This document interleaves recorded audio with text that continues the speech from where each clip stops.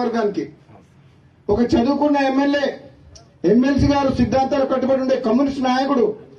మా ఇద్దరికి కొన్ని సిద్ధాంతాలు ఉన్నాయి. ఎవరో ఈ మధ్యలో మాట్లాడుతున్నారు, మీరేదైనా మాట్లాడితే మంత్రి పదవి రాలేదని మాట్లాడుతున్నారు. అది మంత్రి కావాలంటే ఎల్బీనగర్ పోర్టు చేసుకొని మంత్రి ఇస్తామని చెప్పిర్రు. నాకు వద్దని, నాకు మునుగోడు ప్రజలు కావాలని నేను ఇక్కడికి వచ్చిన. నన్ను ఎవరన్నా నీకేం కావాలి, మంత్రి పదవి కావాలన్నా, మునుగోడు ప్రజలు కావాలన్నా, మునుగోడు ప్రజలు అభివృద్ధి కావాలన్నా అంటే నేను మునుగోడు ప్రజలు కావాలి, అభివృద్ధి కావాలంట. అందులో అనుమానం లేదు. పదవులు వెనకాల పాపులాడాల్సిన అవసరం నాకు లేదు. నాలాంటి మనిషికి అదృష్టం ఉంటే, నాలాంటి పదవి వస్తే, ఇంతకంటే పెద్ద పదవి వస్తే అది ప్రజలకే ఉపయోగపడుతుంది, ప్రజలకు లాభం అవుతుంది. కానీ నేను అందరిలాగా పదవులకు పోయి పైరవులు చేసి దోచుకునేటువంటి అయితే కాదు. ఎవరికి కావాలి పెద్ద పెద్ద పదవులు అడ్డం పెట్టుకొని రాజకీయాల్లోకి వచ్చి, రాజకీయాలు అడ్డం పెట్టుకొని పదవులకు వచ్చి వేల కోట్లు దోచుకునేటువంటి వారికి పదవులు కావాలి. రాజగోపాల్ రెడ్డికి ప్రజలు కావాలి, రాజగోపాల్ రెడ్డికి ప్రజల అభివృద్ధి కావాలి, సంక్షేమం కావాలి. నేను మళ్ళీ చెప్తున్నా, ఈరోజు నేను కావాలనుకుంటే మంత్రి అయ్యేవాడిని. కానీ నా స్వార్థం కోసం అని చెప్పేసి, నేను పదవి కోసం అని చెప్పి నేను పోలే.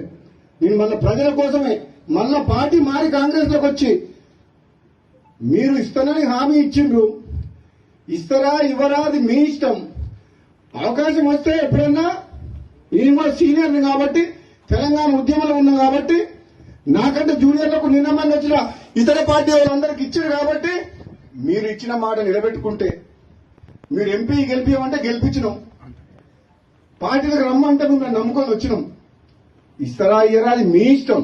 కానీ నేను మాత్రం పదవుల కోసం ఎవరింటికి పోయి కాలు మొక్కి మనసు చంపుకొని దిగజారడం మాత్రం జరగదు. పని బతుకున్నా ప్రజలున్నారు నా ఎమ్మడి.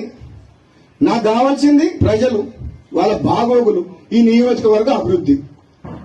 ఒకవేళ నాకేదన్నా మంచి జరిగితే వాళ్ళకి మంచి జరుగుతుంది, లేదంటే వాళ్ళ మధ్యనే ఉంటా, వాళ్ళ కోసం పనిచేస్తా, వాళ్ళ కష్టసుఖాల్లో పాలు పంచుకుంటా, వాళ్ళ కోసం ఎంత దూరమైనా పోతా, ఎంత పోరాటమైనా చేస్తా, అవసరమైతే మళ్ళా త్యాగం చేసి పోయినసారి ప్రభుత్వాన్ని మీ కాళ్ళగా తీసుకురాలే, తీసుకొచ్చినా.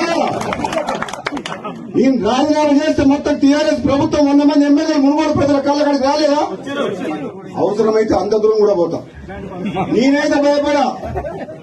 మీ అందరికి మాటిస్తున్నా. మళ్ళా ఈ రోజు లచ్చమ్మగూడ సబ్స్టేషన్ లో ఇక్కడికి వచ్చి నిరాకించకుండా, నేను ఏదైనా మంచి పని చేస్తే మీకోసం చేస్తే తప్పితే, త్యాగమైన పోరాటమైన మీరు తలదించుకునే పని నా ప్రాణం పోయినా చెయ్య. మీరు తలదించుకుని మీరు నన్ను ఓటేసి గెలిపించేది.